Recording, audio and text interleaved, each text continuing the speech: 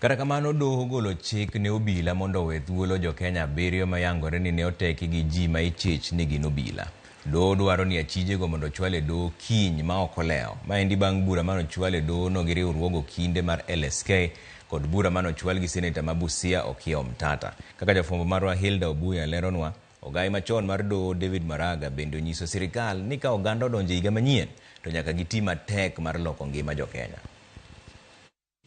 E bura mochwale doho mamalo ma Nairobi, seneta ma Busia Okiya Omtata dwaro ni doho gol chik no gai mar obila kod bad migawo mar okwach kich kaachiel gi apizas mang'weyo maling'ling NIS mondo ne ni ochwale doho ji 7 duto moseteki gi kweth ma ichich godo ni obila. It will be interesting if they've got fights on abducted people and they don't know that those people they don't know who abducted the people.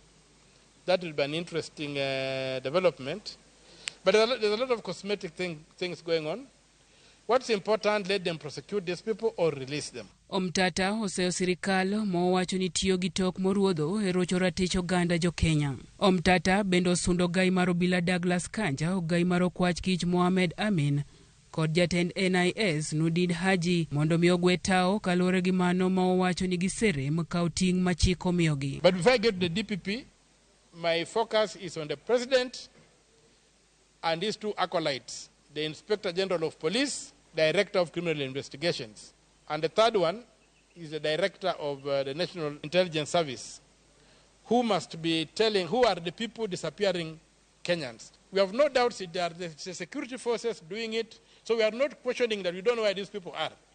We know they are being held by the security forces in an ungazetted detention centers. Bura maket kod ma bendo chwale gi riwruok mar okinde LSK e doho ka gidwaro mondo mi doho ka okang' mar keto badho ne apizas mag arita kwe mondo kik dhi nyime gi ndhiyo jokenya e tok chik. Kaluwore gi bura makama, jang'ad bura Bahati Mwamuye ogolo chik ne bede migepe mag sirikal marango arita kwe kod chike mondo mi oneni owe thuolo ji 7 manodhi kama oting'o Peter Muteti, Bernard Kavuli, Billy Mwangi, Gideon Kibet, Roni Kiplagat kod Steve Kavigo. Kendo koro gidwaro mondo mi ochwalgi e doho tarik 31 dweni ma ok olewo.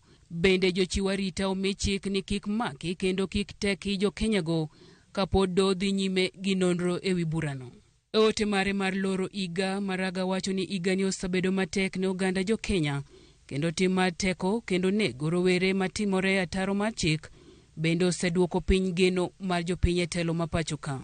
Owacho ni ng'anyo mane obagi kod kweth rowere mag Gen Z ne en mondo mi Kenya obed kod telo makare, ahinya to e sekta mar somo kod thieth. E ote mare ne sirikal e higa manyien mar 2025, Maraga dwaro ni ji duto manigi ting' otine jopiny gi lek mar bero ngimagi. Hilda Obuya, Ramogi TV. Ogai mar Wiper Kalonzo Musyoka bende dwaro ni oganda jokenya mayande ondhi